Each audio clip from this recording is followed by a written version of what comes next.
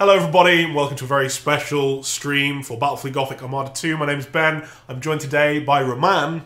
Hello everyone. Who is the game director on Battlefleet Gothic Armada 2 over at Tinderlos Interactive. We're also joined by Charles, who can probably shout and say hello if he likes. Hello. Hopefully you heard him. He's going to be driving our gameplay today, and we're going to show you everything there is to see in Battlefleet Gothic Armada 2. Roman, for people who have never heard of it, they're just like, what's Battlefleet? What is Battlefleet Gothic Armada 2? Battlefleet Gothic is the space naval combat game set in the 40k universe. Excellent.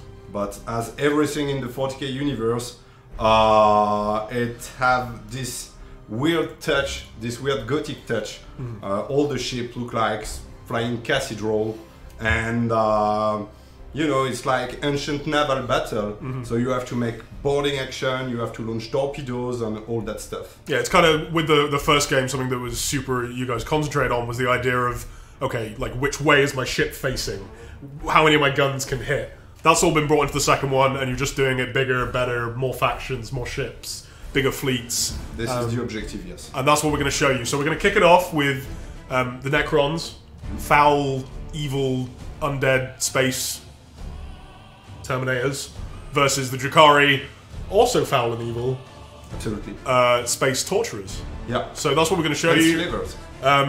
We've got the chat up on the right here.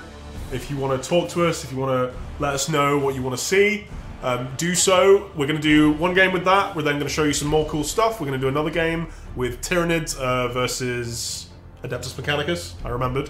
Yep. And then the third game, you get to vote on exactly what we're gonna show. So that'll be for the third game, and then we'll do a little bit of Q&A. Hit us with any questions if you want, and we'll go from there. Charles, if you want to kick us off, then go ahead. Yeah. So we're just going to kind of talk through the game. I'm going to ask Roman about the beautiful thing he has helped create, along with a team of how many guys are there? About I would say 30 to 40 people, depending on the type of production. Yeah, the time that things are being made at. So few folks over at Tinderlos to put this together for you, and yeah, we're looking forward to showing it to you today. So what you can see right now, actually, if we just want to talk through this right this second, and we're going to come back to this and explain it in more detail later. But Roman, what is going on the screen right now? Okay, so this is the pre-battle screen. This is where you select your faction, but also your sub-faction. And as you can see in Battlefleet Gothic 2, we have many factions. Oh yes. In fact, we have all the factions of the 40k universe. I don't think we forget anybody.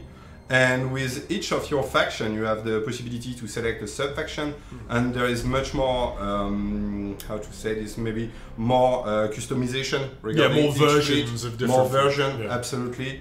There's about 10 different versions of each different faction. I count it up, there's like 84 or something in the game at the moment. Something like this. Crazy. For example, Charles, maybe you can show us the Space Marine. We have more Space Marine chapters than in Battlefleet Gothic 1, and I know it's important for many players to know that, have access to the Iron Hand fleets and different chapter, many different chapter, and this is the same for every faction. So sometimes it just changed the look of the fleet, but sometimes it involves gameplay changes. Yeah, you can get additional admiral skills, right? Exactly. Some factions have specific skills and have access to specific skills and specific upgrades. Okay, and, cool. Finally, once you selected your faction and your sub-faction, then you have to select 2 skills, and those skills will only apply to your admiral. And I think this is an important change regarding the multiplayer, because in Battlefleet Gothic 1, all your ships had access to almost all the skills, and it was very hard to balance. And you could have a lot of stuff going on all at the same time. Exactly, some players tend to spam the same skill again and again, and now we make the decision to reduce the technical skill access to only the admiralship of your fleet, but to increase the powerness of those skills in order to give them more impact toward the game. Also, you have access to 2 upgrades, and those upgrades are very affect your whole fleet. For example, you can take this upgrade that allow you to go through asteroid field without taking damage, and it can radically change your strategy regarding the game. Yeah, so these are, it's kind of, it breaks down quite nicely for me, where Admiral skills, you're going to use those you're going to have them on one ship, they've got a limited use, and then the upgrades affect either your whole fleet or a large portion of it. Exactly. And it's two different ways to customize your playstyle, and it works pretty well. And then finally you select your fleet, and from that we have, so there's a custom fleet screen, which we're going to show you next time in the next battle, but you also have these 4 pre-made fleets that you guys have designed that just kind of fit into various playstyles, right? Exactly, and our main goal regarding all the multiplayer was to make the flow of the multiplayer game experience more fast. You know, in the first Battlefield Gothic you had to make your own fleet, and it can take many times. Also, you had in Battlefield Gothic 1 a progression system that create a huge imbalance in the game, and the goal here is to have an experience that is more balanced for the player in multiplayer. The system is totally different during the campaigns, but for the multiplayer we wanted something that was really balanced for, you know, even the player who get into the game for the first time and the player that has been playing for hundreds of hours, they all have the same tools in order to reach victory. Alright, sweet. Let's blow some ships up. Up against the Drukhari here. There we go. Oh, their names disappeared. Should mention, this is a pre-beta build. The beta starts soon for pre-orders. So there may be some bugs, there may be some small elements that are not quite right yet. Things are still being worked on, and you know, if you want to ask about that stuff and you know what stuff are we looking at changing or doing before release in January, then we'll let you know. Let's go. All right, sweet. What's going on, chat? How are you? People really don't like Tau. That's what I've learned. Goodness me. Goodness me. Ah, someone mentioned the change in the UI. Now we'll see that in just a minute here. I predicted it too soon. Here it comes. So this is a Cairnicron ship. There is a lot of work that has been invested in the environment of the game. We have many different environments. The graphic team at Tindalos Interactive made an awesome job regarding all the different space environment you can have in the 40k universe. Yeah. For example, we're in this case in a chaotic environment, a cinch chaotic environment, and you have all those asteroids that have been warped by the power of destruction of the chaos. So yes, I think there's more than 200 different environments in the game. Really? In fact, in campaign, it fits with all the system you will be able to explore, and for each specific interest point of this system, we have a cool and epic environment. Yeah, and some of them are so gorgeous. We'll see 3 different ones over the course of this stream, and you guys will get to see some of those, but they really are, they're pretty sweet.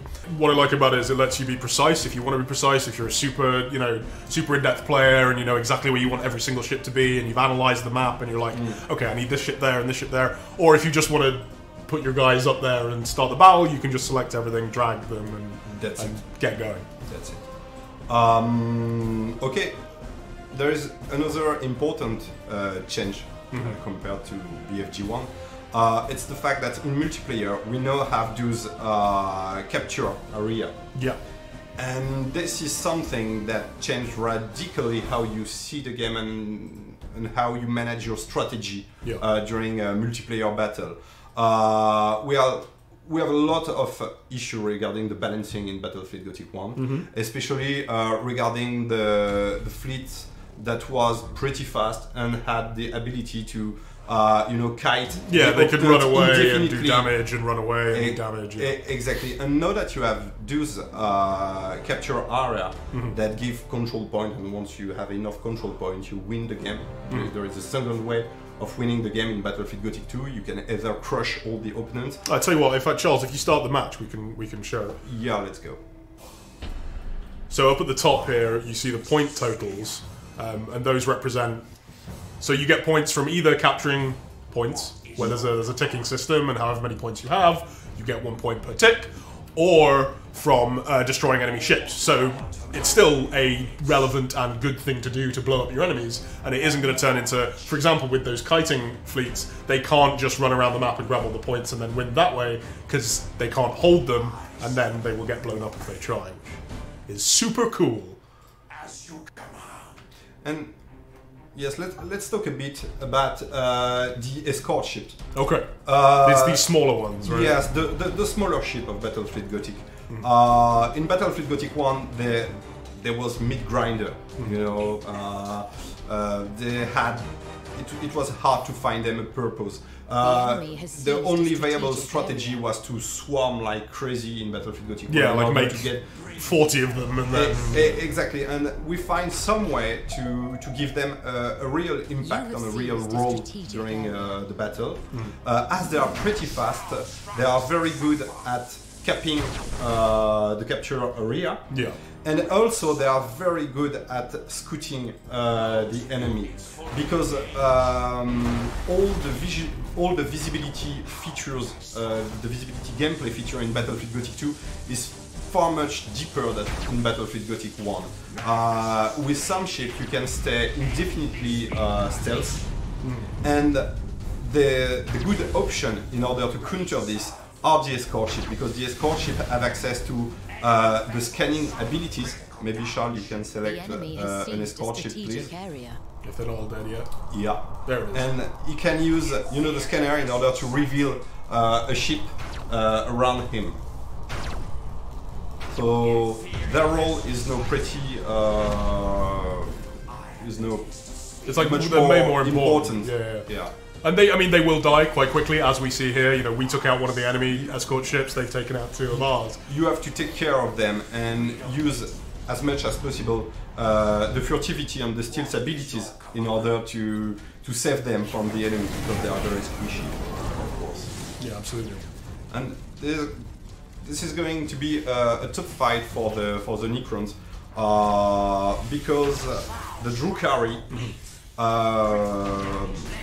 have the abilities to cloak themselves as soon as they move. Yeah, when they're going a certain speed, it's called a shadow field. Exactly, right? it's the shadow field, and this mechanic is pretty cool when you play with the Drukhari.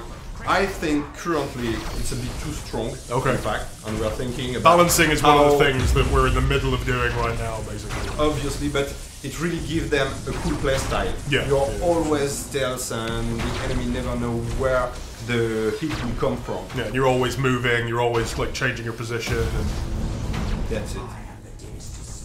We do have some very big ships. On the other hand, you have those Necron ships, which are made of living metal, and have the ability to regenerate themselves over time. Yeah. So the Necron ships are very, very powerful. And from time to time, the player will want, exactly Charles, to use the inertialess drive maneuver, either to close in the enemy ship, or to get away and just take some time to repair the ship. So Necrons are pretty tough. Yeah, Necrons are one of the more fun ones. I don't know if we got the mass recall ability on our cannon, because that thing is just, it's pretty strong. It's pretty. Yes, I don't think Charles took it, but you have some really, really cool skill. The 2 technical skill he took is the chain lightning, the lightning link. Oh yeah, that one's super. That's it. And maybe Charles, if you manage to use this skill, it will be absolutely awesome. The enemy has accumulated. So you see here, like pretty hard to use, but really powerful. Yeah, when you get it right. Those of you who have heard the name may be able to guess exactly what it does, but I'll show you in a second here. That guy's going to die before he gets it. Accumulated 25%. Your guns are too strong, Charles. You have seen the strategic area. So essentially what it does is it links 2 ships together, and then anything between them takes damage, is that correct? Exactly. Yeah, it's pretty sweet. It's pretty sweet. Still teleporting around here. You may have seen it up in the top right. In fact, Charles just did it right now. You can change the speed of the battle. This was in BFG 1 as well, but it's a way, because the game is sometimes very slow paced and very, it takes a long time for the ships to move across an entire map, for example. But then when you're right in the middle of a fight, you've got, even with the new abilities, the new way you're doing Admiral skills, you still might have 5 skills you want to use in a certain order. It means you can slow things down, you can, take your time to decide, okay, exactly how do I want to do things. You can pause at will in single player and in skirmish games, as this is. And it's very useful. It's great to being able to speed everything up at the start of the match, just to get things into position, and then being able to slow it right down for those big fleet battles that decide exactly how things are going to go. Yes, this is something that was interesting in a design perspective, because we have all this player that was telling, wow, the game is too slow, make it faster, ban the slow motion from multiplayer, and at the same time there was a whole bunch of players that totally disagree with this, and that was pretty comfortable with the fact of being able to slow down time. Some people need it, right? Yeah, and I think that this is now a feature that you find in game that are very demanding regarding the micromanagement. The enemy has accumulated 50%. You see that, the lightning link? Points. This is the lightning link, yes. And all the enemy ship that will pass through this lightning link will take a huge amount of damage. Yeah, it has a minimum, has a maximum range, but it's pretty far. It's pretty deadly. Yeah, but Charles He jumped out. He jumped out. Charles disappoints me a bit right now. He'll be similarly executed later on. Yeah. I think it's the only option. Oh, we've got the question we were talking about, gang. Here it is. Are you guys going to address, this is from Dice Dot, are you guys going to address how much post-release support there will be? It wasn't so good for BFG A1. I'll take the start of this, and then I'll pass it to Roman. So from the pure publisher perspective, from Focus Home's perspective, no firm plans have yet been made for post-release content for BFG A2 at the moment. That's because the game isn't out yet. We're focused on getting the best game we possibly can out to everybody. We think it's got a great amount of content to begin with anyway. Nice job, Charles. Fantastic. 12 factions, 3 brilliant campaigns, etc, etc, etc. However, we are extremely aware that there are going to be certain things people want. New campaigns, new factions, new sub-factions, more portraits, blah, blah, blah, blah, blah. That's something we'll be very open to as we move forward, depending on, 100,000 different factors that I won't bore you with now. That said, Roman, anything you want to say about post-release content? Oh, yes. Oh, yes. I got a lot to say about post-release content. Okay, let's keep it to 3 minutes, shall we? 3 minutes, okay.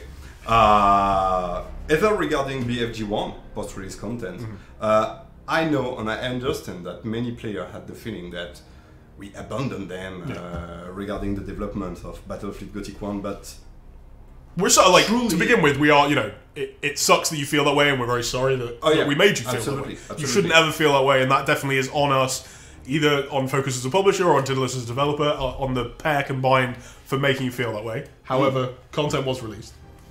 Content was released, absolutely. We released 2 DLC, the Space Marine, the TOW, which was really great, I think, with really cool ships and really different gameplay. It was a huge DLC. And also there was all this free content update that was added to the game. But at a point, we switched to the development of Battlefleet Gothic 2. And I know it was a bit harsh for us to just check all the comments about, they stopped supporting Battlefleet. There was an awkward year there. We are making Battlefleet Gothic 2. Yeah, exactly. There was an awkward year there where BFG 2 wasn't announced yet, because, we can't announce a game as soon as it goes into development because there'll just be nothing to show. And you'll either forget about it or you'll think we're no longer working on it or whatever. But so we couldn't say that BFG 2 was in development, but BFG 1 was, now they had been finished with. And that was just kind of the situation that came up. When it comes to BFG 2, hopefully we can be more communicative. Absolutely. We can be more active with balanced discussions and things like that. Yep. We've got 2 betas that are coming up before release. So for release, we're hoping that balance will be in a really good spot. And we really hope, if you were disappointed by BFG 1, if you were disappointed in the communication or the feedback or the support that you received, we think that we're going to do better with this one, and we think you'll be more impressed. And the main philosophy regarding the game was to, gather all the feedback from the community from Battlefield Gothic 1 and to identify almost each point that was revealed by the player from Battlefield Gothic 1 and address them. Yeah, and agree. I think that we almost managed to address every issue from Battlefield Gothic 1 in Battlefield Gothic 2. And no doubt create 1,000 more issues. And 1,000 more. You have all the faction, 12 faction. 12 faction is really, really, really important for a strategy game at release. Yeah, agreed. It's really huge. Yeah. You don't see this every day in a it's usually 3, 4, the kind of StarCraft numbers, basically. Exactly. 3 campaign with deeper mechanics in the campaign. We try to address all the balance issue. I don't say it's perfect right now. Okay. I don't say it's perfect right now. I'm pretty sure that the pre-order beta will help a lot. Yes, absolutely. Regarding addressing the last issue. But I know already that all the issue we have regarding the balancing will be easily addressed. It's stuff that you can work on. A lot is learned when you make one game. And now you're making the sequel, and you can learn a lot about, okay, what do we need to do to make sure that we can fix problems easily? Exactly. How can we change things? How many knobs can we have to fix things and that sort of thing? And again, it'll depend on you folks. Does the game have a big multiplayer community? Do you want to play it a lot? Do you find that, we love this game mode, but we actually prefer playing without the capture points, for example? You can turn those off. Do you play with certain... what do you guys call them? The environmental effects, which will hopefully show you in this game. How are those balanced? Do you guys want to use them or do you not? Does everyone just want more single-player content? In which case, obviously, we'll focus on single-player content. So it's those kind of discussions that we'll be having going forward when it comes to, like we said, additional content and further support that isn't, specifically DLC and stuff like that when it comes to the game. Hopefully that answers the question. But final word about this. Okay. We understand the feeling of the player, and we were very sad that the player take it this way because. But we have to do our best in order to address this specific issue after the release of the game. Yeah. And we don't intend to give to allow the player to feel at any point that we abandon the game or any stuff like that. Yeah, it's something we're thinking about super hard. And we are already thinking about a lot of stuff to add in the game, and there is many options right now. We just don't know from where to start. Perfect. Hopefully that answers the question. Dice Dot says thank you. So, great. Fantastic. The next battle... It's time for the next battle. Is Tyrannid versus Adeptus Mechanicus.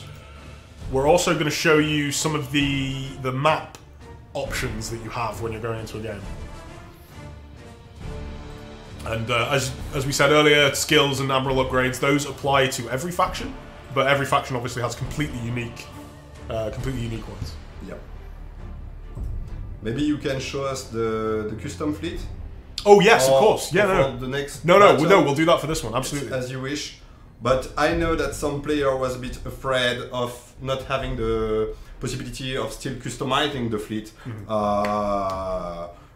It's important to say that it's not the case. You can custom your fleet as much as you want in Battlefield Gothic 2. Yeah, so you see here that there's 6 classes of ships. You've got the escorts over on the left, which are they're classed slightly differently. The number of escorts that you can have is governed by how many bigger ships you have. They're sort of symbiotic in that way, rather than both coming from the same pool. Then we have 5 classes of, I suppose you'd call them standard ships, all the way up to the battleship. Tyranids themselves don't have any. What is that second one that they don't have any of? Which one? The GC. Oh, the GC. It's the Grand Cruiser. Grand Cruiser. It's a whole new class of ships. Okay. That was only available in the expansion of Battlefield Gothic, the tabletop game. Yeah. Yes, and we didn't include these ships in Battlefield Gothic 1, and of course Battlefield Gothic 2 was the perfect opportunity to implement this ship in the game. Tyranids don't have any, and basically that's how this works. Is different factions have different access to different ships. Adeptus Mechanicus, they have one battleship and a bunch of different lighter cruisers. Pretty cool. But it's really cool. Mechanicus. We're probably going to blow one up, so that'll be good. And then some, I think of the Imperial Navy, they can have anything. They have one in each class. And so, you know, there's a lot of different... Again, we were talking about the different knobs that we can have when it comes to balancing, the different ways that factions are built. For example, here you go. And here we see that Charles is building up a little fleet here. And so basically how this works is each class is like there's like a hull, and then you choose, okay, do I want the version that has these weapons or those weapons? How did you pick these? How did you decide, you know, what people could choose between? Or it really depends on how you want to play with your faction. Regarding the Tyrannid, there are two main type of weaponry, which are the pyro acid battery, long-range battery that have the specificity of provoking more fires on enemy ship. And you have the bioplasma, and the bioplasma is a very short-range kind of lens. Even if it's not a lens, it's like a bioplasma ball. But the projectile is really slow, so you have to go really, really close to the enemy in order to exploit all the powerfulness of these weapons. But globally, the Tyrannids are absolutely deadly at boarding enemy ships. Yeah, they really like getting close. Ramming, boarding. They're absolutely best in all those different aspects of the game. When they were first added to the game, which was around about when I was first going hands-on with it, they were so broken. They were just ludicrously overpowered. It was so much fun. And then in comes Roman with his balanced stick. Yes, the first iteration of the Tyrannid was... It did so much damage. It was a bit too much, yes. But yeah, that's where you want it to be when you first implement stuff, and this is why we're having these pre-order betas, and we're having, you know, all this stuff to do with balance going forward, because you want stuff to be super cool when it's in a game, particularly a game like this. You know, massive spaceships clashing against each other, huge fleets coming together. You want stuff to be broken, and then you want to just dial it back a little, dial it back a little until it's in a good place. But maybe regarding the Tyrannid, we go back a bit too much. And now we need to push it forward. Well, we'll see here. Maybe. But they are still good. They're still good. You can easily win with the Tyrannid, and playing with the Tyrannid is a good thing, because it will allow me to maybe speak a bit about all the changes regarding the boarding, and crews and stuff. All right, okay, let's get to it. It's a big change compared to BFG1. So Adeptus Mechanicus. There we go. All right, we believe in you, Charles. He's 1-0, kids.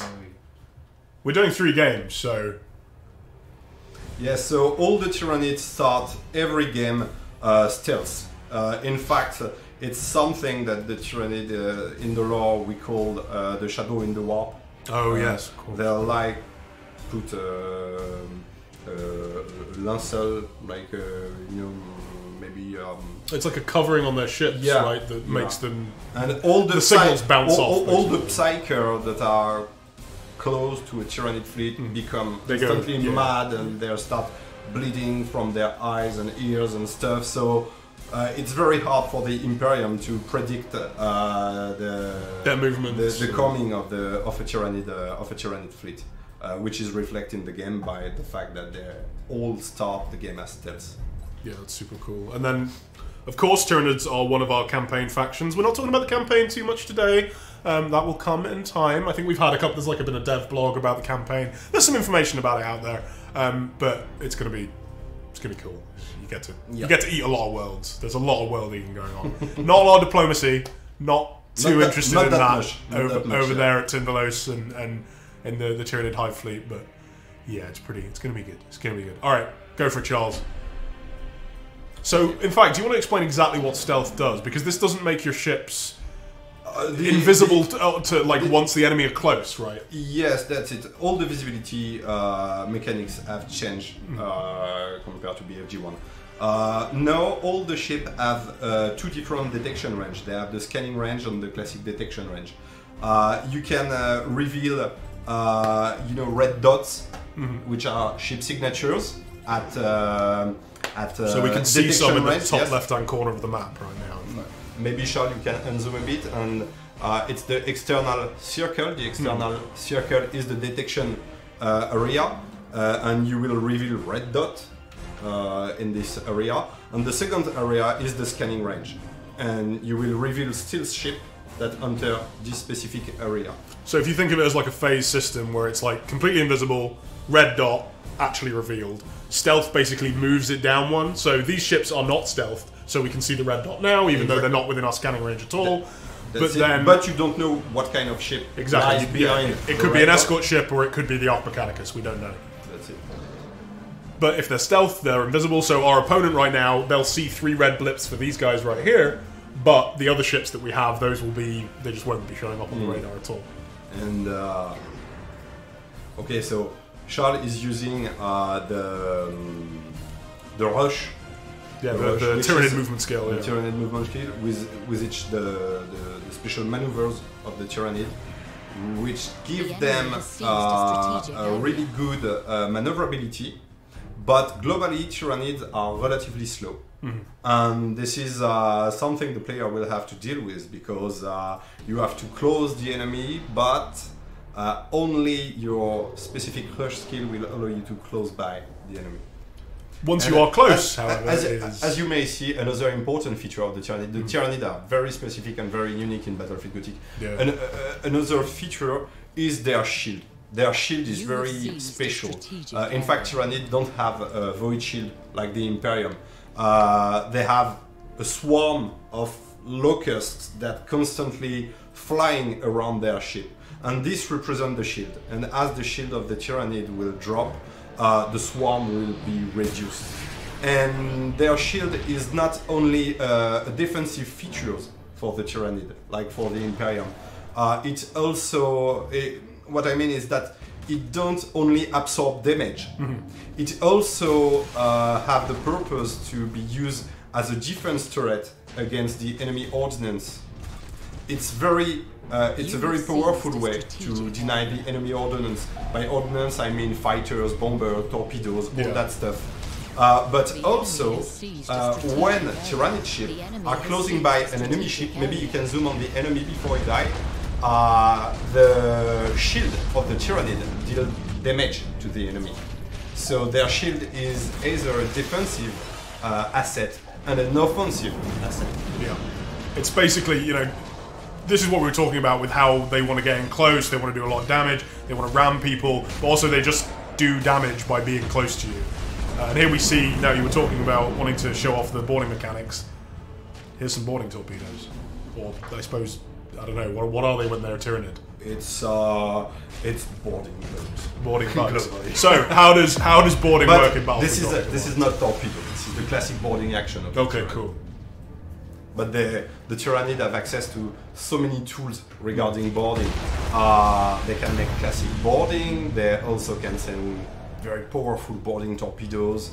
They have also access to the feeder's tentacle. Maybe you can show us the usage of feeder's tentacle. Oh, yes, on another ship. Okay, let's take a moment regarding this specific situation of this ship. Oh, it just blew up, but it said drifting hull. Everyone saw it said drifting hull. It was a drifting hull, but yes. We wanted to add different way for the player to exterminate enemy ship.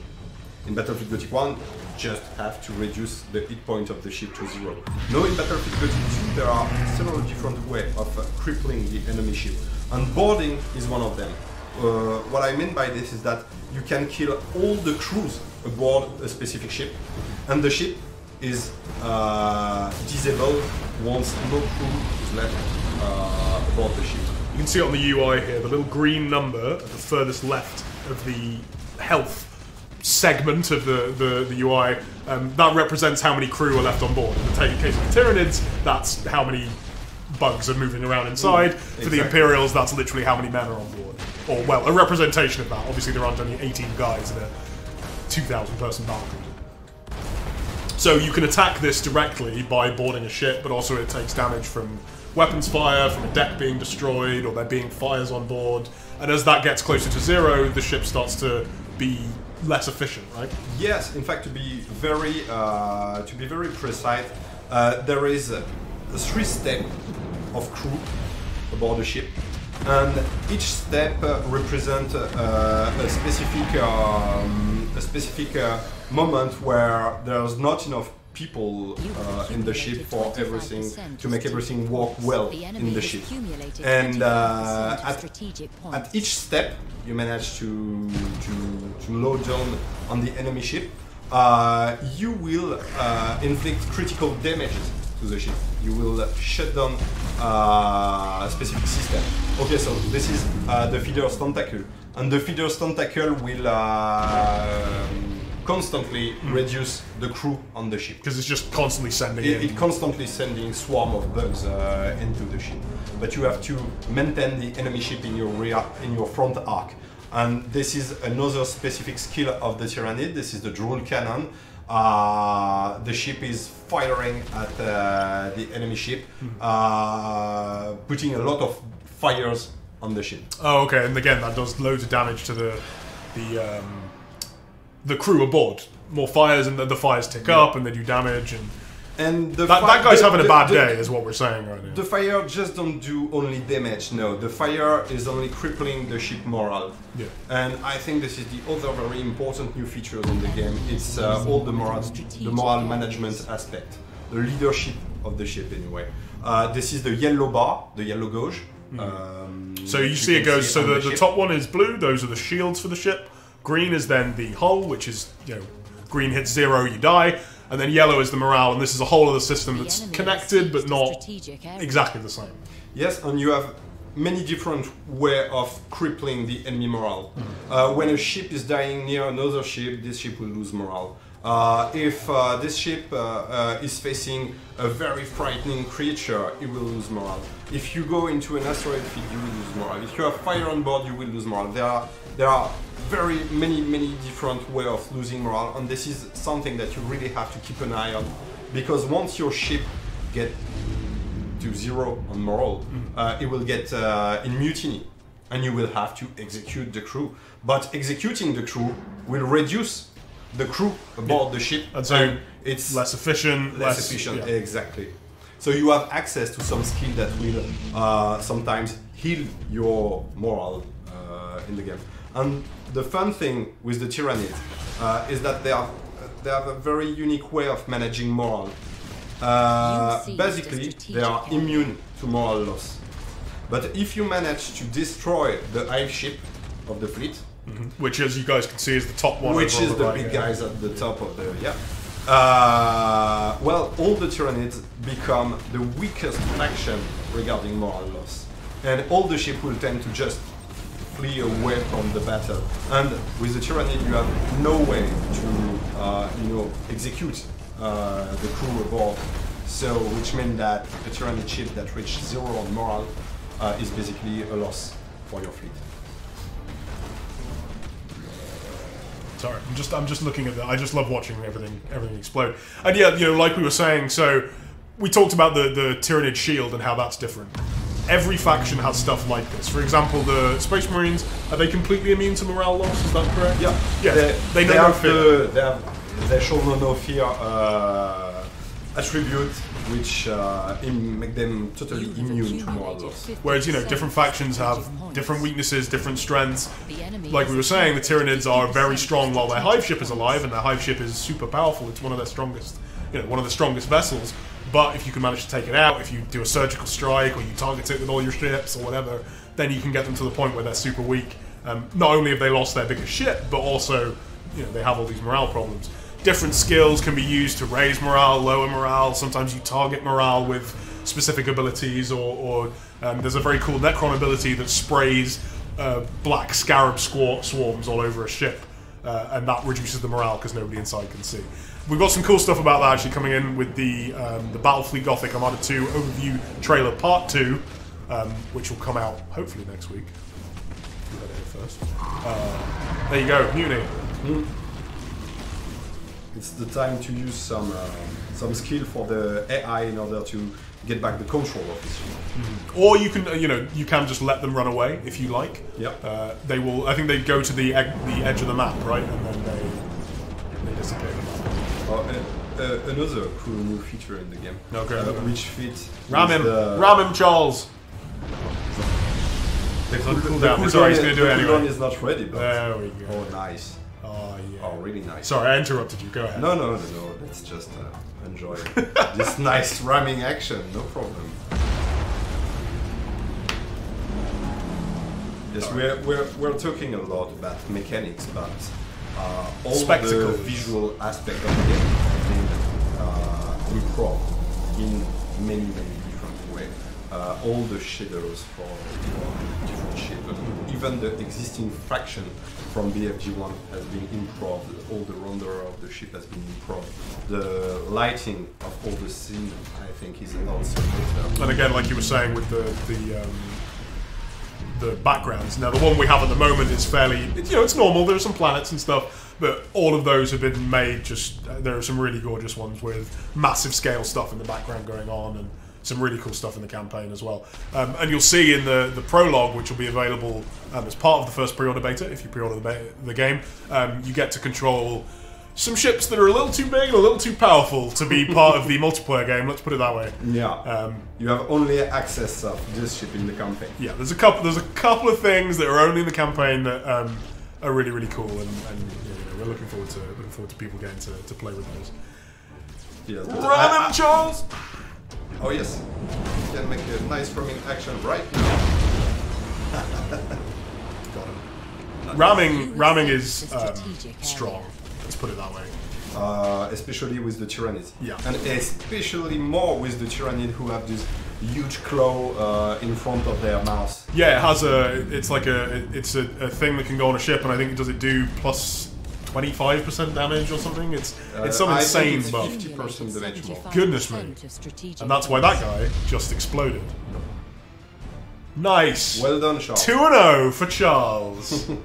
Well done, everybody. Maybe the game is too easy. I have to. Yeah, we have to rebalance everything. Well, you guys would have seen when we were selecting what the enemy faction was going to be. There's like what do you call it? A handicap meter where you can make it so the enemy fleet is smaller than your fleet. If you just want to do something cool, or you can make it so the enemy fleet is bigger than your fleet, and they have advantages. Yes, in skirmish, the player have a lot of freedom regarding all the stuff. You want to make something super hard. You want to make it super easy. You can go ahead and do that.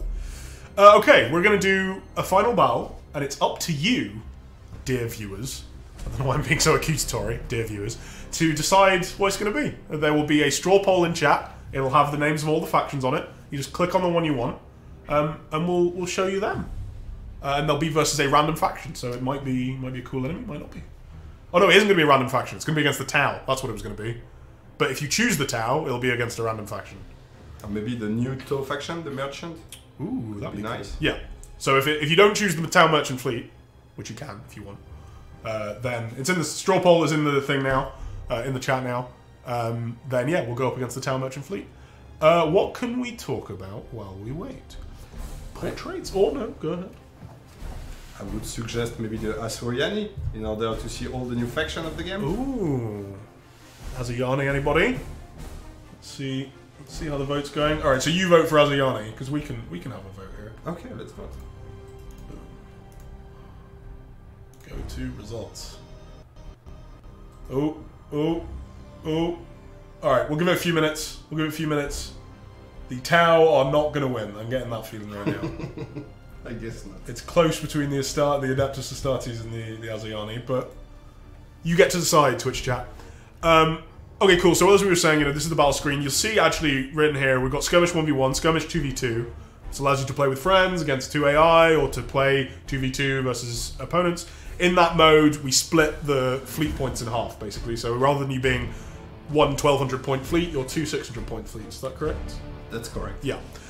So another cool way to play the game. Obviously, the balance there is going to be completely different. We're excited to see exactly how chaotic that gets with, Tyranids fighting alongside Space Marines and other such nonsense. That does not happen in the campaign, by the way. Those two do not go anywhere near each other in the campaign.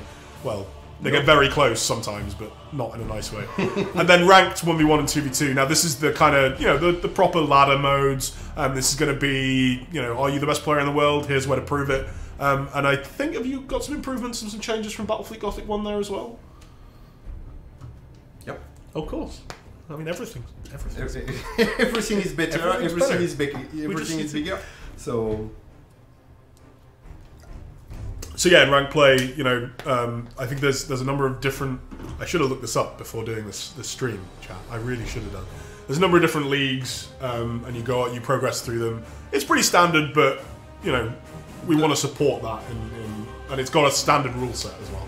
Yes.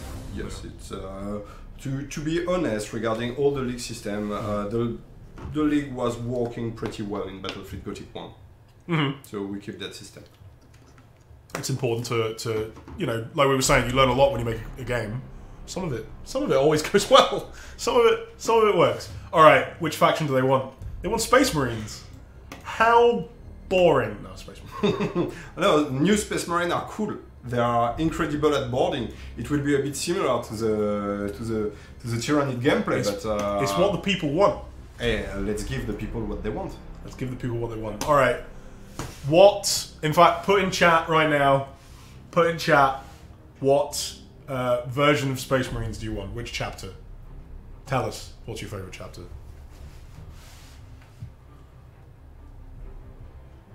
I was always an Imperial Fist guy for the really? the Me two too. the 2 Nice. weeks that I played Space Marines. I love the Imperial Fist. And then I turned them into Iron Warriors about 2 weeks later. All my tabletop army miniatures are Imperial Fist. Sweet. Love them. Seen several Salamanders, not Ultramarines. Okay, we can definitely do that. Imperial Fists. When is the game coming out? Next year, January. One guy asked for the World Eaters. Maybe I've got some bad news for you, mate. Yeah. You're about 10,000 years behind the curve on that one. Fists. If you don't have Black Templars, do we have Black Templars? Yes. Yes, but no. No. We have the Iron Hands, which are new, the Raven Guard, the Salamanders, the Space War on the White Scar. Let's go. And then Dark Angels, Blood Angels, and Ultramarines, of course. Alright. Alpha Legion, got some bad news for you as well. But we got the Alpha Legion. We have all these Chaos factions. They are there. Okay, you know what? I saw a lot of Imperial Fists. I liked Imperial Fists. You liked Imperial Fists. We'll go with the yellow boys. Let's go. And before we start this match, let's show off the custom map thing. I don't know what to call it. Yes, that button. There we go. So this lets you decide exactly how you want to play. How long do you want the game to be? Do you want it to go on forever with the domination score? Do you want to not use the capture points at all and just play in the BFG1 style where you just have to destroy your enemy? And then you also have these environment events. You want to talk about those? Yes, this is one of the major improvements we have compared to Battlefleet Gothic 1. At first, this event was not specially designed for the skirmish and the multiplayer game. They were made for the campaign, and we had this problem in the campaign in BFG1 where you can feel at a point that battle was a bit repetitive. And in order to fix that, we create a whole new series of, cool and environmental events that radically change the way you will approach the battle.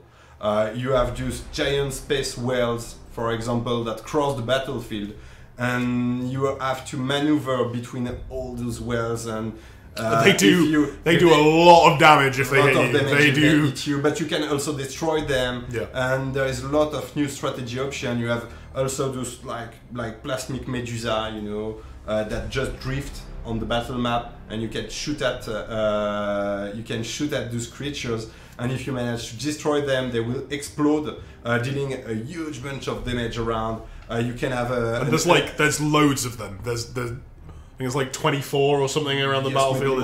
Maybe more. You have also this event with giant asteroids that are falling on the map, and you can see the zone where the asteroid is going to pass by. It's like an asteroid shower on the map, and you have to really maneuver smartly in order to avoid the asteroid, because they one shot every ship they touch, and you can also use some skill to push the enemy in this area. Yeah, you could use the tentacles from the Tyranids to drag them in, or something else to push them away. It's really cool and really fun. Shut down engines, like target the engines to. So I mean, just to kind of make clear exactly how much these change the game.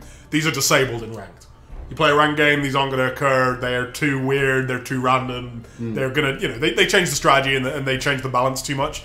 But they're the super cool thing. They appear during the campaign at specific points, so you'll see them in that. And also, you want to play them in your skirmish games, you can just do so. All the events from the campaign are not accessible in the. Some of them are specific. Yeah, some are very specific. Don't play the campaign. But we try to keep the very best in skirmish. Yeah, and the ones that, because some of them are specifically designed for the campaign mission that they're in, for the forces you're going to be using at the time, for who the enemy is, for exactly what the kind of story situation at that point is, and you wouldn't want to spoil the story by somebody knowing don't spoil the story. But some of them are just, there's some space whales coming through. That can be true anywhere in space. And then we have the sector background, which, as we were saying, was the maps. Do you have a favourite that you want to... I love them all. I know that there are so many different maps that... because this is just the sector background. Yeah. We have 12 sectors, but in each sector we have, I don't know, maybe something like 20 maps. Yeah, because there is a lot of... You spend a lot of time in each sector. Yeah. So... I don't know, maybe Cadian. We'll start at the beginning, the Cadian sector. I like this. The recently it's quite thematic. The recently damaged Cadian sector. And then we have the probabilities for the various different things that can appear on the map. So we have the gas clouds that let you hide your units. We have the asteroids, which I think also let you hide, but you take damage while you're in them. That's it. Celestial bodies, are those... Celestial bodies are just cool element that block line of sight and you can be passing by. Oh, okay, yeah. And then wreckage, which is similar to the celestial bodies in that they block line of sight and block movement, but they can be moved around. They can be moved around. You can get in them, crush them. And then so the way that a map is generated, there's a bunch of rules for that, for where capture points can be placed and how close to each other they can be, but it is all random, so you should never really have two battles that are the same. Yes, but I know from the beta that players didn't realize it was quite balanced between each player, because it's a bit complicated, but the generation of capture zone is random, but not totally random. In fact, it tries to balance it. So yes, exactly. There is always a capture zone on the median lane of the battlefield, and two zones on each side. The zone may not be placed exactly at the same place on each side, but there is always the same distance between your deploy zone and the capture point you have to seize. Yeah, so it means that it isn't as there aren't as many random versions as you might expect. Your battles are still going to be totally different each time because of all the different stuff that can be on the map, all the environmental effects you could have. In ranked, even just the probability of different asteroid fields spawning in different places and where those capture points are. But you're never going to have a thing where your opponent has 4 capture points right next to their zone and you have 1 in the middle of the map. That will just not happen. That won't happen. You'll be okay. And again, that's something we're going to tweak and see how it looks, how it feels. Are there any bugs with it? In the upcoming betas, as well as the closed stuff we've been doing already. Do you have an exact hour when beta will start? I don't think we do. We'll let you know, though. We'll make sure you know. Soon. Yeah, and it's also starting soon. It's December... We announced it this morning. And now I've forgotten. Somebody will say in chat. Somebody who has access to all the details. Okay, we good to go, Charles? Custom fleet or cool fleet? I always play the the ironclad ones, the ones that are like 5 ships, because it's just, it's just cool. There you go. All right, sweet. And then put us up against the Tau merchant fleet, I suppose.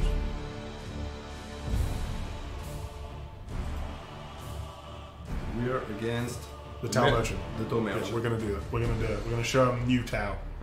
December 5. There it is. And I believe it runs for a week. Ooh. Oh, okay. It began. Alright. Who is supporting who? Who's a Tau fan? more people than we think. Regarding More regarding people the first DLC Yeah. of Battlefleet Gothic, Yeah. more people, but they're hiding, and I think I don't want anyone to know. And I think they should. I'm a Tau fan. Space Weebs. I'm a Tau fan. They're cool as hell.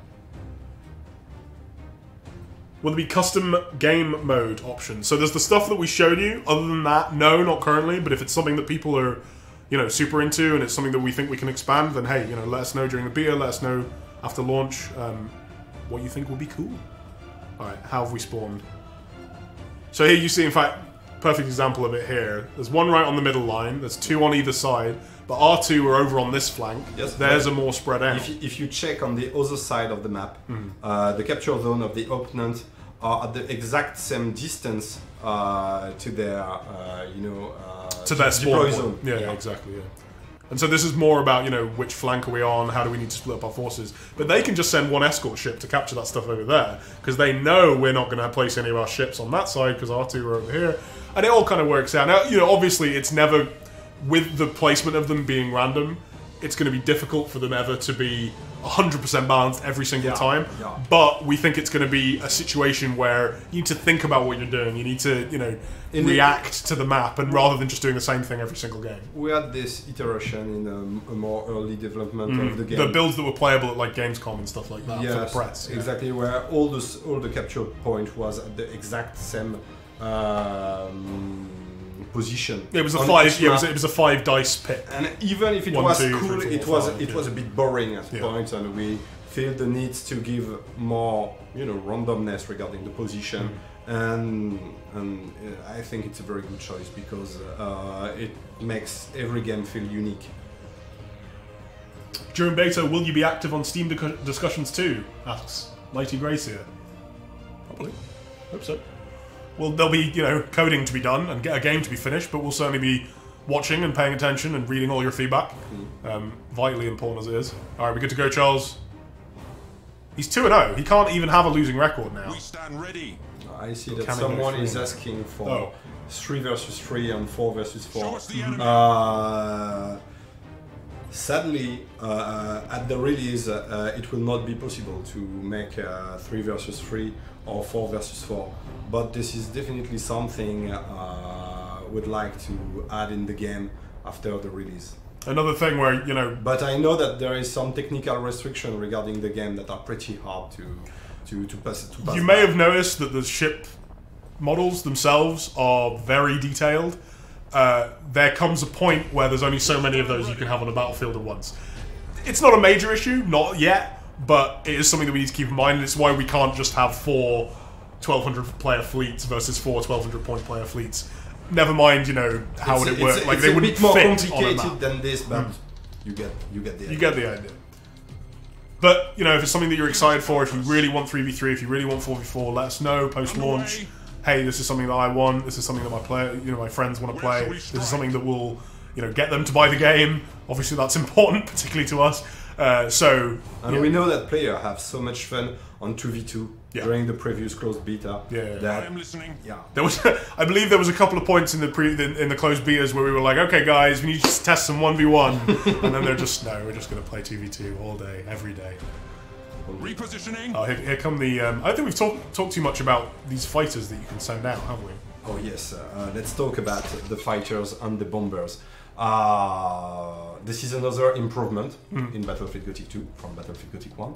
You can now see that some skills have charges, which means that you will not be able to spam indefinitely the skill during the game. So you have to make a very, very good usage of this skill.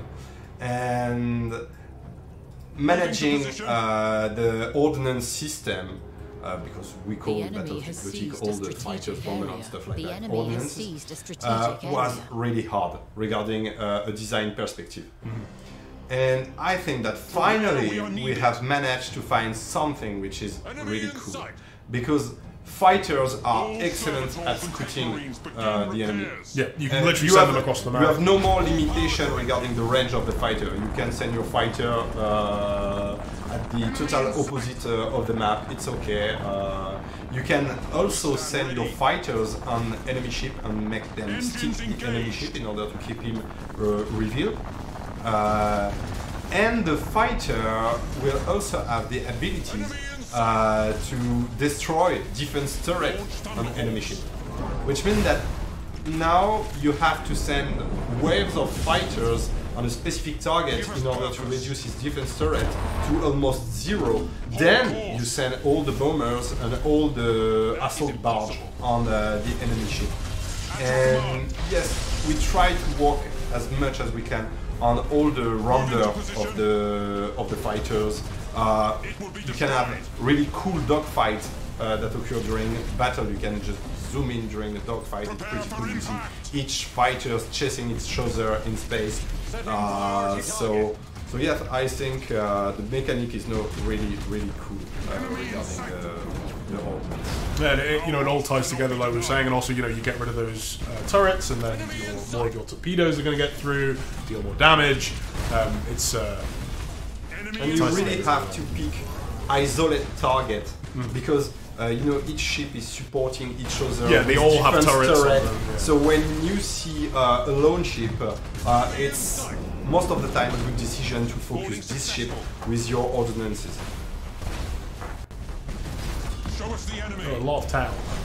The enemy has seized a strategic area. This one is not going to like a Space Marine boarding action. And it's a that's good it. thing. We killed everyone on board. One shot. So that's why you kind of want to stay at range, as Tau particularly. Yeah, but the battle barge, the Space Marine battle barge, is an absolute monster at boarding enemy ship. And a cool feature, can you get back on the drifting ship? When you have a ship on drifting out, you have two options as a player. The first one is to sabotage the ship in order to make the plasma engine explode, dealing damage to every ship nearby. Yeah, as we see our battle barge there. But you sacrifice your ship. Was it a good option? I don't know. If there is a lot of enemy nearby, yes. But the other option, which is really cool, is that you can make a boarding action on your own ship in order to regain the control of the ship. So I doubt that at this point we're going to the Tau are going to board our vessels and get rid of any of our Space Marines, because we're pretty hardy at being boarded as well. We're pretty good at that. But say we were to lose all the crew out of our battle barge, we could then just board it using any of our boarding skills or our boarding torpedoes, and we get back control of the ship by manning it. Now at that point you only have like 1 or 2 crew on the ship, so it isn't particularly useful, but you at least have the control. You have to make the decision.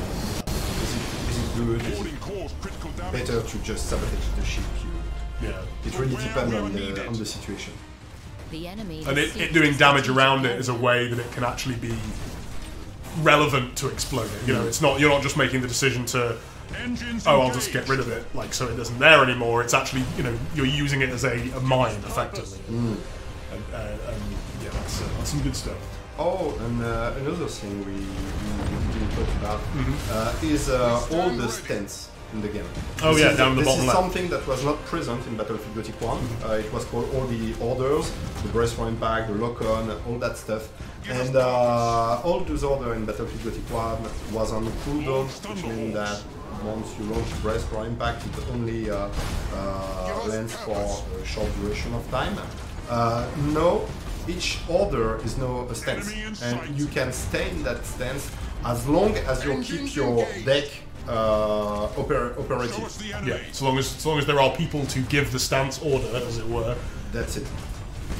So you really have to make good tactical choice with the stance. The ship on the front line is usually better to set the ship on the front line on brace for impact because you will take a lot of damage. Yeah. A ship on the back, ships that are good at firing at enemy is usually better to put them on lock-on order, because lock-on order in Battlefield Gothic 1 was just increase your accuracy.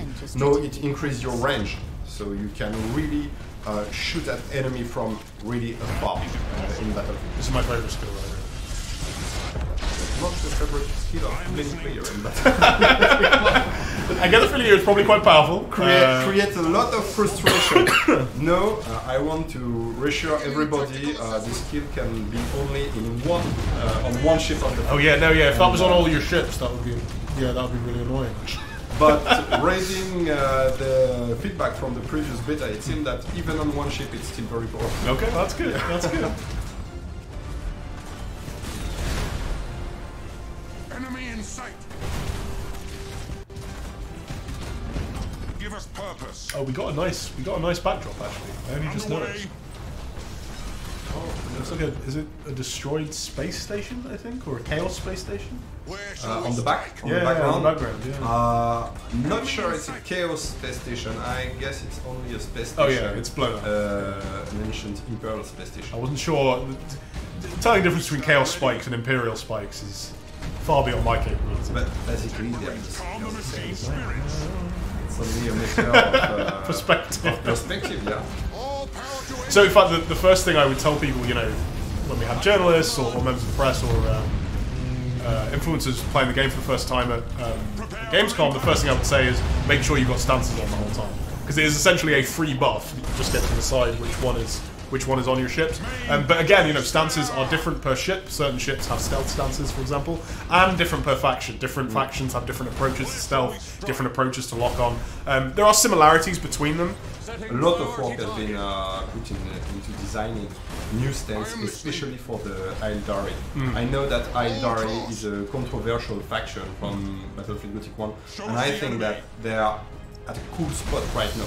Maybe a bit too powerful, but not that much. And stance really help giving them a new way of playing the faction. Yeah, they have a lot of stuff with how they move, and I mean their movement abilities. We haven't even talked about the movement abilities in depth. Each faction has. They're not unique, but it's kind of based on the faction that faction is closest to. So, for example, all the Imperial ships use the same movement abilities because they all have similar engines. But we saw earlier the Necrons can teleport. The Tyranids have their kind of dash thing, their rush. With the Eldar, they have a thing where they can just change which way they're facing. Yeah, it was a skill in Battlefield Gothic 1 that you were supposed to put on the ship. And now all Aeldari ships have access to this skill as a special maneuver. And it really helped managing the Eldar in a more smoother way. It's quite easy now to play the Eldar faction. You know, you can immediately flip which way they're facing, and exactly. It's really useful for their playstyle, and they are weird to play. They do not play anything like the other factions in the game. And I think it's much easier to play them right now. So I think we're losing for one. I think so. But also, what's this disengage one? So is he actually going to make it out? I believe in you, Charles. Yes. And what will be the retribution, the punishment for Charles if he loses? I don't know, man. Well, he's got a winning record. I think he forgot about this ship, which is part of why he's losing. Strategic area. Tower pretty good. They're At pretty good. least They do a you lot are of damage. Come on, Charles. I want an heroic action with this ship. It's going to be a challenge, I think.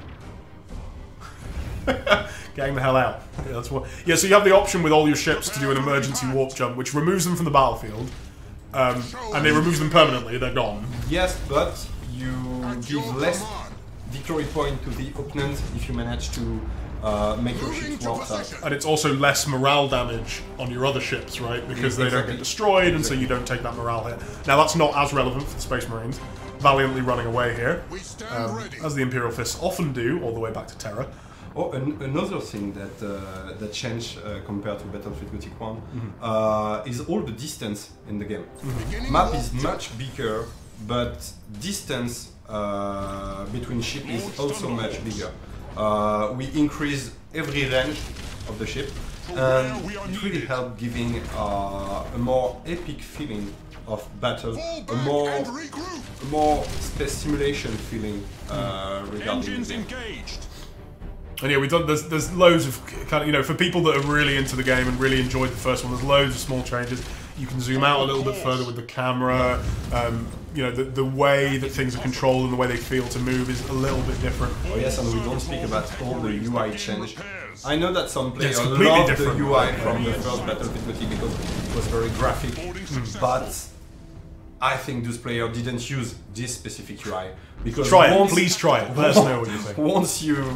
Once you go with this UI, it's very hard to go back on Battlefield Gothic 1. It helps with the spectacle as well, like, you know, it takes up less space on the screen. It takes up 0 space when you turn it off. By the way, you will be able to turn off the UI in the game yourself. If you want to make cool videos, make cool screenshots, this will be something that's Enjoying the graphics, yeah. It's nice. But yeah, you know, it takes up less room on the screen and that sort of thing. Can you please display the UI again? Yes, if you just compare the UI between the two games, you realize, as you said, that this UI take so much less space. I think what is important is to, you know, see the map, see the ships, see the environment. Yeah, exactly. You have, let's say, what, less than 10 to 20% of the screen that is occupied by the UI. And in a game like Battlefield Gothic, I think it's a really cool thing because the game is very complex, you know. Yeah. So that is Battle 3. That's us. That's all the gameplay you get today, maybe. Charles might actually just play some more while we're talking. So we're going to do a Q&A now. Just hit us with some questions in the chat. I know I haven't been paying too much attention to it. I think our community guys have been answering a few while I've been looking in different directions. Specific as you like, we literally have the game director. Ask anything. You can ask whatever you like, and while we're talking, and since we have a specific request, Charles will boot up a game and he'll play as the Drukhari. And yeah, we'll show you what that looks like. Oh, slap one of the environmental effects on as well. Put the Space Titans? Yes. Yeah. Alright, cool. So that'll be playing on in the background. We won't be talking about that too much. And then yeah, hit us with some questions. The actor of Roboute, Gulliman, is absolutely amazing. Okay. Absolutely amazing. Well, now you know. Have to play the campaign to hear more from him. Will this game be able to run on Windows 7? Good question. Think so? Who is on Windows 7 in 2018? You really should have taken that free upgrade to Windows 10, but I think it should work. Do you prefer mustard or mayo? Mayo, personally. Mustard? Mustard or mayo? I mean, I'm just asking questions. It depends on the mustard and the mayo. Depends on the sandwich. I like both. That's fair enough.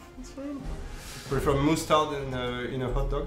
Oh, can we please get a technical book on the specs of each ship, length, width, mass, crew size, concept art and line art, history of the ship class, etc. You've created a few ships and it'd be awesome to read it.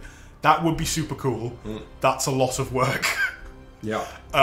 But we have a crazy asset regarding all the sketch, for the ships. I think it could be really cool. There's a lot of really cool stuff that we have. We've released a few little teasers on social media that you might have seen that have a little bit of concept art and a little bit of kind of wireframes of different ships that we've highlighted. They're not particularly long, but if you're interested in that sort of stuff, then you can see it there. And hey, look, if you really want it, keep asking us, and hey, maybe. Have you added more ship from the... Oh, yes, this is a good question. Yeah. Yes, because we focus all this stream around the new faction of Battlefield Gothic, but no faction have been left apart in Battlefield Gothic 2, which means that every existing faction from Battlefield Gothic 1 have new ships, have new options, have new sub-faction, skill stuff. We made a really major point of giving new stuff to existing faction. Yeah, there's people like the Drukhari who, back when BFG, like the tabletop came out, they were the Dark Eldar. They had three ships. Two ships.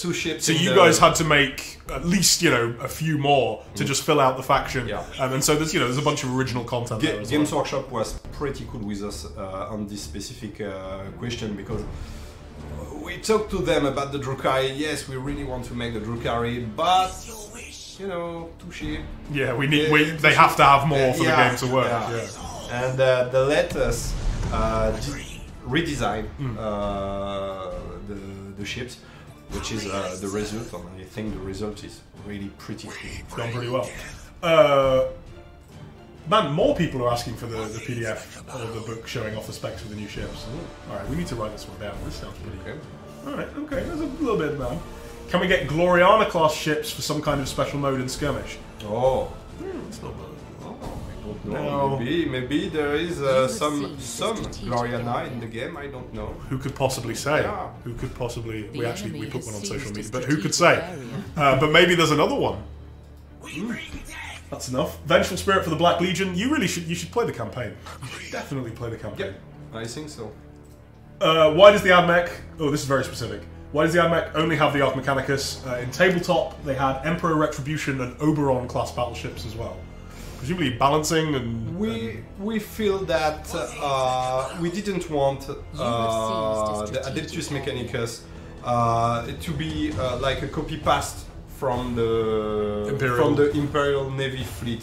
So we have to make decision regarding this, and we have to make a selection of which ship, and sometimes adding also new ship from them. But yes, we don't keep all the retribution on the battleship that you may have in the Battlefleet Gothic Armada expansion. Oh no, it was not in Battlefleet Gothic Armada.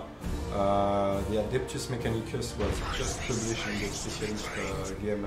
The enemy has seized whatever. a strategic I will check. So what is the difference between AdMech and Imperial Navy? I'm pretty sure they have... So they have completely different admiral skills and upgrades. And then... They don't have access to the same skills and upgrade. And they have different ships. Also, they have different settings on ships. Adeptus Mechanicus make an increased usage of Nova Cannon, for example. Yeah. So, you know, there's a bunch of different differences there, and hey, jump into the beta and check them out yourself. World Engine in the campaign. And what do you think you see in the trailer? Oh, who asked what? You have seized a strategic area. EHC00001. World Engine in campaign. Oh, World Engineering Campaign. Yeah. Maybe. Recheck the trailer. Take a look. Whereas the flanks or McCragg's Honor, those are in the campaign. Absolutely. The flank is super cool. Somebody's really annoyed that you've given the AdMech more Nova Cannons than the Imperial Navy. I think they wanted some for their boys. This was the case in the tabletop. There you go. It's the magic answer. Will each race get their own campaign? So, here's how it works for the launch of Battlefleet Gothic Armada 2. We have 3 campaigns. One is a Necron campaign, where you begin by... Basically, the Necrons are waking up and they've realised that the galaxy is not the way it was when they left it, and they've decided they want to get rid of all those filthy non-mechanical. There you go. Oh, you will see. It's a bit more complicated than this, but I'm giving you the basic version. They have a plan. They have a plan. They have a plan. There's a lot going on. You then have the Tyranids, who are here to eat everything. I think that one's not particularly complicated. They don't have a plan. They don't have a plan yet. And what's cool about playing as the Tyranids is Tyranids don't talk. They mostly screech at each other, and that would have been really boring for the rest of us. So, instead, basically all the story is told from the perspective of the people that you're attacking. So it's like, oh god, the Tyranids are here. They've killed. It's really so on and so fun forth. to play them in the campaign. Yeah. I know that many players will ask for their favorite faction campaign, and this is something we have discussion with at the moment. I know that making this campaign was pretty hard. There is a lot.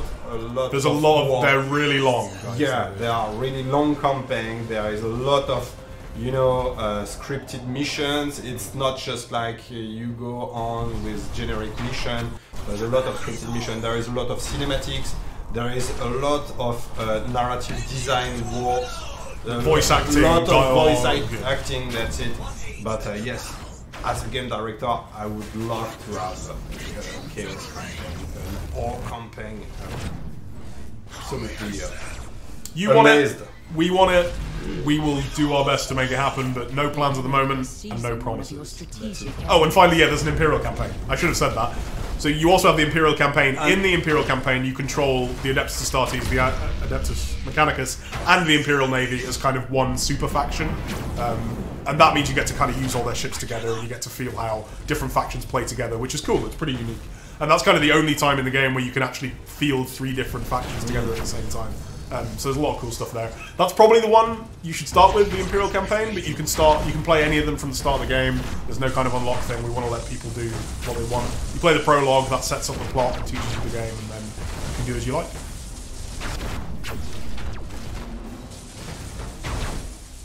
Traz it is. New visual effect looks impressive. The guy behind the visual effect at the studio will be very pleased. And I absolutely agree with this. Well done, Quentin. Big up for Quentin. Were sounds improved too? I believe so. I believe it's not the exact same sound set. All the sound design. There you go. What Grand Cruisers do Chaos have? Wow. I don't know if I know them off the top of my head. Do they have Grand Cruisers? They do, right? Yes, they do have Grand Cruiser. Maybe we can check. We'll show you after this game is done. I admit you trapped me on this one. I can't remember of the Chaos Grand Cruiser. Oh boy. Space Whale. Yes, there was a Space Whale on the screen. There he is. Look at him go! Here comes the Space Whale. Oh wow, there's a lot. The enemy has accumulated. Yeah, you really don't want to. I tested once. Oh, what will happen if I ram these things? The enemy has You lose. seized a strategic You really area. are. What kind of post-launch support will we see? We did an entire speech about this about an hour ago.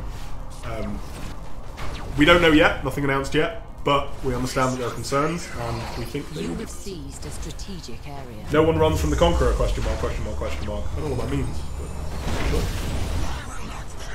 But I want a Hellfire Cruiser for Chaos, please. Hellfire Cruiser? Sorry. Damn. How many servitors worked on this game?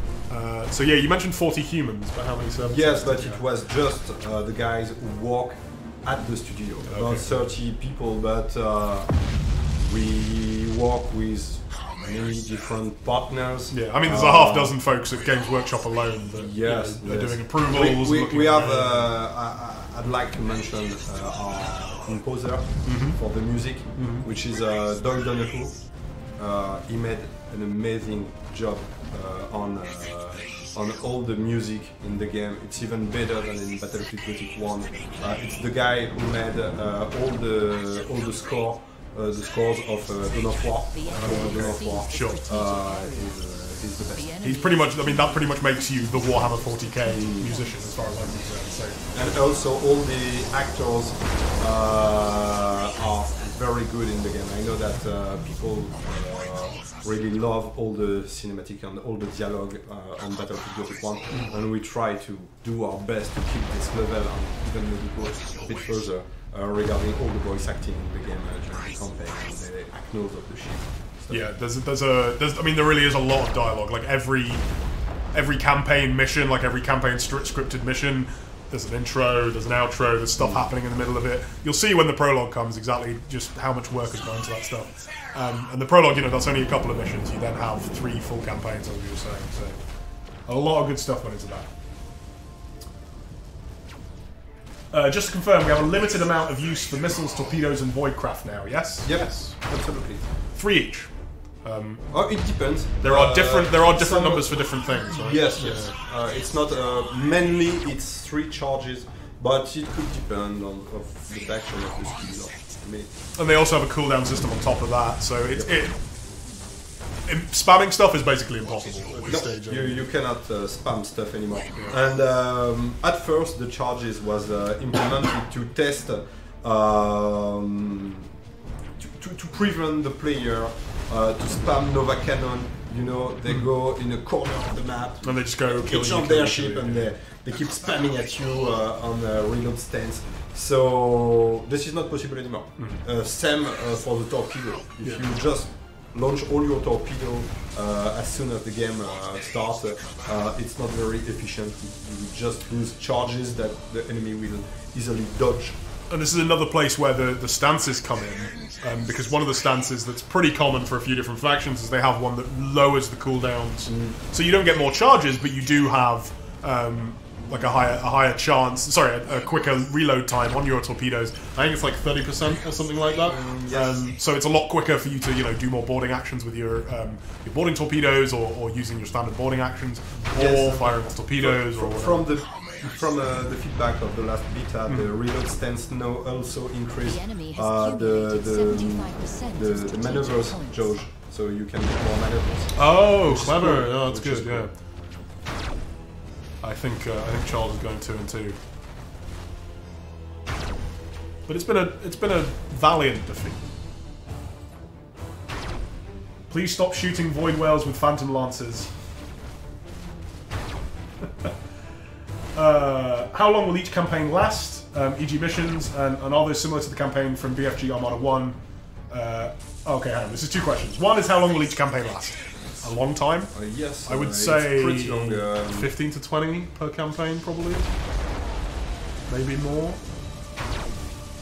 Maybe a bit more. Maybe a yes. bit more. It really depends on how the player will Yeah, you manage can- his campaign. You can go pretty fast if you don't want to seize all the different systems. Yeah, and it depends how much, so- like, there's kind of, I don't want to call them side missions, but there's different little bits of stuff that you can do in different places on the map. But the campaign don't really have a grand strategy feeling, so it's pretty hard to say. Yeah, exactly. How long lasts a game of Total War? Yeah, for exactly. example? It's as long as you like or as short as you like, kind of depending on exactly how speedy you want to go. And then there was a second question, which was, are the missions similar to the BFG 1 missions where, different things change now? No. In fact, this is something that we put off the game. You don't have all this side mission of escorting transport ship, capturing, destroying space station, all those. Because in fact, all the player loved most of all the cruiser clash. And I think that the addition, the specific addition of the capture zone is enough to give each game a different feeling and different strategy. And it was really, really hard to balance all the side mission like assassination. It was fun, it was cool. Maybe we can, in the future, implement a new version of those specific mission that was in Battlefleet Gothic 1. But in the campaign to begin with, yeah. Yeah, maybe in the campaign at first. But for now, no, there is no more secondary mission. Oh, somebody wanted to see the Chaos Yes, the Chaos fleet Gun selection, Cruiser. yeah. So we'll show that Good off. question.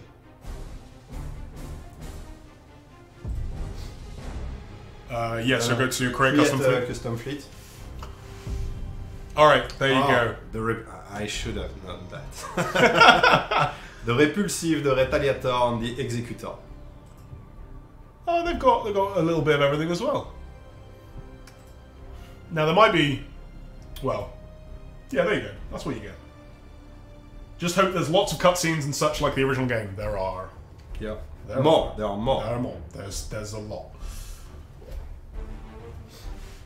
Can we still customize individual ships with crew upgrades, modules, etc.? You cannot. This is kind of the one thing. In the campaign, you have this upgrade panel, and each upgrade will apply to a specific kind of ship.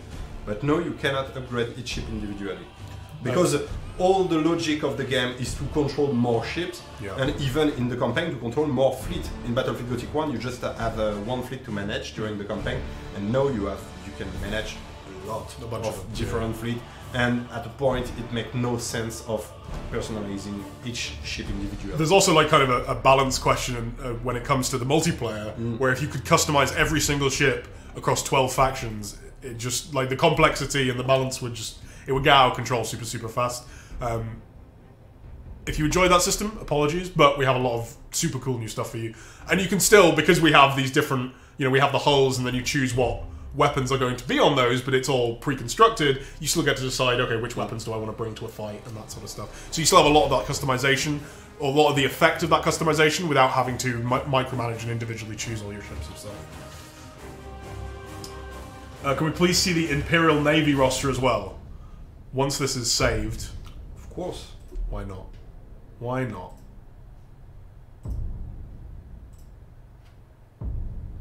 Obviously, that error thing, that'll be gone. We'll get rid of that. So the new ship for the Imperial Navy are the Apocalypse, the Oberon, 2 new battleship, really cool battleship. Oh yes. You have also Grand Cruiser, the Vengeance, the Avenger, and the Exorcist. You have the Armageddon battle cruiser, which wasn't in Battlefleet Gothic 1, and I think that's... Oh no, you have also all the new light cruiser pattern, the Endeavour, the Endurance, and the Defiance, and finally the Little Falcon right here. That's the new stuff. Someone's asking about any sub-faction specific dialogue like Night Lords / World Eaters or just generic Chaos audio. I believe specifically for Chaos, if I remember rightly, when I played the Death Guard, they had slightly different voices. We're talking about the acknowledgement? Yeah, I believe so, yeah. Yes, we have specific acknowledgement for Chaos. I don't want to say something false.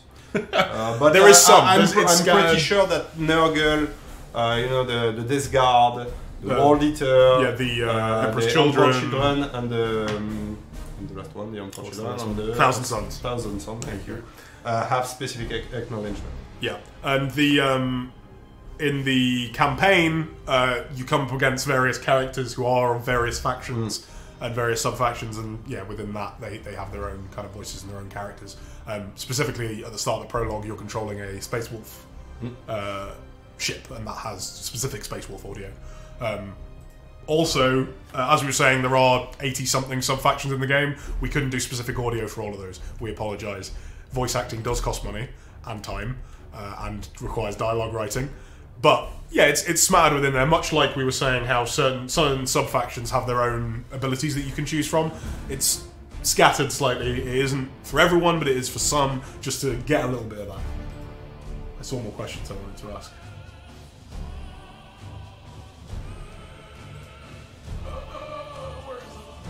There was one about Admiral Spire.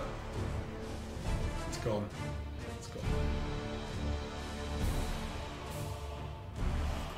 Ooh, so Admiral Spire, will there be a loyal and a Chaos Admiral Spire, depending on what campaign the player plays? Admiral Spire is back, and his situation is quite complicated. Is complicated. But have trust in Spire. I like Spire. He will stay faithful to the Emperor. I believe in him. Thank you for introducing old school ships to the Imperium. Thank you. No problem. Can we just go through all the rosters at this point? No, we can't. We're not going to do it. No more. You already saw the Drakari fleet roster. You'll have to see the Craft World fleet roster next time. Which god do I need to punch to keep Spire safe? Your PayPal account. And then you play the Imperial campaign. Yeah. Of course, if you mess it up and try to do your best. Yeah, I mean, it's up to you. What else we got? Can we see the Craft World Eldar? Oh no, we could have put them as the enemy in this game. We'll see who we're up against. I apologise. You'll get to see all of it. Oh, this is a chaos. This is a chaotic environment. Oh, maybe, cool. Charles, you can show us the chaotic structure that we see in the background, please. And the other side of the background, almost there. Yeah. Okay. Yo, that's dope. This is chaos structure. That is nice. And this is warped asteroid next to it. This is actually sweet. Very fitting. Very fitting. Consider every god in the universe punched. Alright. I have trust We on you. stand ready. Yes. So I get favours are gone, but are the marks of chaos still about? Yep. Yep. There you go. There you go. I think some of the marks of chaos, right, were turned into admiral skills that are exclusive to that sub-faction. Have I got that right? You're perfectly right. Nailed it. Nailed it. Will this whole Twitch be on YouTube? It will. You can frame by frame it to your heart's content. At least I think it'll be on YouTube. Either the VOD will be on YouTube or it'll be available on the Focus Home channel on Twitch. If the ships are 5 kilometer long, how long are their space stations? Really big. Planet large. Oh yes. Will Cadia stand? Depends on you. I don't think it does. But yeah, you start the campaign where Cadia is in a bad ship. Hey, I tell you what. Let's be honest. If you buy the game, but then you never play the prologue, Cadia is 100% safe. 100% safe. As the War Master wills. Do Tyranids get different high fleet bonuses? Are there any changes for some faction? No, not regarding the Tyranids. But We are once again, unstoppable. this is a possible development for the game. One of the cool things about the way BFG 2 is built is all of the systems are like. Ruinous powers. Well, what I'm trying to say, they're. It's easy to implement more stuff. Yeah, exactly. Like they're all designed in such a way that it's easy to build upon them. You can add more armor skills, you can add more The upgrades, enemy you can has add seized sub factions, and strategic hey, area. whole factions. I think at this point we need GW to come up with some more factions because we've done all the ones in the game at the moment. They're all done. Come on, Games Workshop, bring us some more. So yeah, everything is really expandable, and it's up to you guys. What do you want to see? What can we do? And it means that we can also do that in a way that makes financial sense. So stuff that we can do easily, we can give to you for free, and that means that not everything has to be paid DLC. Not everything has to be a massive pack. We can just be like, hey, we came up with this cool new Admiral skill and we patched it in today. Like that can happen much easier in this game than it could previously because the systems are just built in such a way that it's easier. So if you want to see that stuff, again, no promises, no plans at the moment that we can reveal, but let us know. I see siege ships that... From the war. Wait, hang on, what? You don't see siege ships, you see Slaanesh ships. No, it's Zinj. Oh, it is siege. No, is it Zinj? I think it's siege. I think it's Zinj. Zoom in, Charles. It is siege. There we go. Yep. Oh, I know what the person was asking. I think I figured it out. They were asking, are there also Slaanesh ships? Yes. If you play as the Emperor's Children, you get to see the far more tentacles. Yeah. They're into that kind of... Show us our victims. That they are. I recommend reading Fulcrum, by the way, if anybody out there is looking for a yes. recommendation. Brilliant. Probably, actually, might be one of my favourite books of all time. Which makes me a sad little man. But there you go. There was another question, and it's disappeared. One more troop shot. You can have it. For the War Master. Just a lightning strike is enough. He's going all over. Nice. There it is. Boom. Oh, this is a classic battle right here. Chaos versus Imperial Navy. And you can see a gunpowder. Dead claws away. Is there more of a creative license than you had in BFG 1 to create your own ship models? Yes. Yeah, for sure. We were talking about this earlier. You guys invented whole ships, but also created your own models for different stuff throughout the game. Heavy damage. Yes.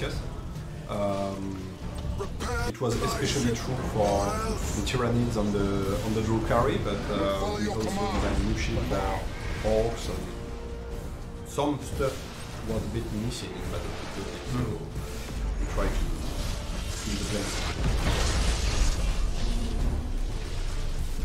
Short walk.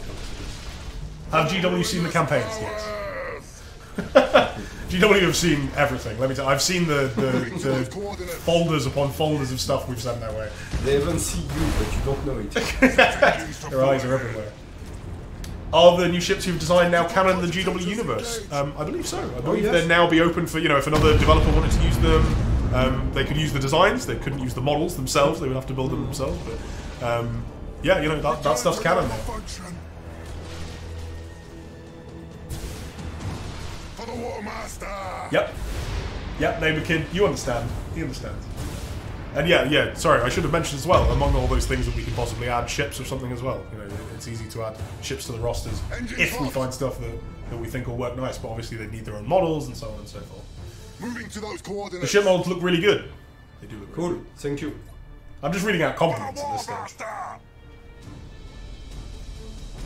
Where is the tactical cogitator line? Is it still in there? No, we removed the... Some things need Sorry to for change. your brain. Sorry for your brain. Oh, dear. Your orders. Okay, you know what? Oh wait, hang on. I've worked out what that guy was asking with the Conqueror. It's a class of ship. No? It's not in the game. There you go. Question answered. Okay, I think we're done. Cool. Thank you very much, Ramon. I had No a good problem. time. Thanks to you. Is there anything we've forgotten to show? Is there anything you want to talk about? Yes, but tell them thing. Yeah, about 100,000 things. Yeah. But they can play all of that in the pre-order section. Yes, I'm sure I'm sure they will. Yeah, we haven't even scratched the surface of like the systems, the different stuff you can do. I don't think we ever even talked about orders, for example, which are kind of reactionary things that you can do on your ships to make things more precise and you know, make decisions in the heart of combat that will really affect what's going on. We didn't talk also about the ergonomy, the new ergonomy of the game, not just the UI, you know, the way we manage, but maybe in the future. So yeah, we're probably gonna do more streams, certainly before launch. We need to do a campaign stream at some stage. I think people will want to see that. That would be cool. We hope you guys enjoyed. The pre-order beta starts on December 5th. It runs until December 12th. You can There will access. be a lot of changes compared to the last closed beta. Yeah, if you played the last closed beta, Thanks things so have much altered. for all the feedbacks Oh, yeah. of the player. That was incredibly useful for us. Yeah, that was really great. Thank you very much. Thanks for If you their were- passion and their patience. Yeah, they did really good work actually. It was fantastic, and we can't wait to see what you all think in the open beta. You can pre-order the game. I believe there's a 10% discount or some such running at the moment. Checking live on stream. I'm just giving Charles a chance to finish his game. Yeah, there's a 10% discount running at the moment. Oh god, we're good. Over on Steam, so it's down to €35.99 euros from €39.99 euros. If you are in a different region, it's something similar in your region. So yeah, you can buy the game, 10% off. You get access to the pre-order beta. There will be a second pre-order beta before the launch of the game. The final launch is on January 24th. I'm running out of breath. I think that's pretty much everything I've got to say. Thanks very much for joining me. Thanks to you for inviting me to this stream. It was good. Thanks very much for watching, everybody. We will see you next time. We're going to play you out with the trailer. And what will happen next time, the first thing I'll tell you is whether Charles won this battle or not. Thanks very much, everybody. We'll see you next time. Thank you, everybody. Tactical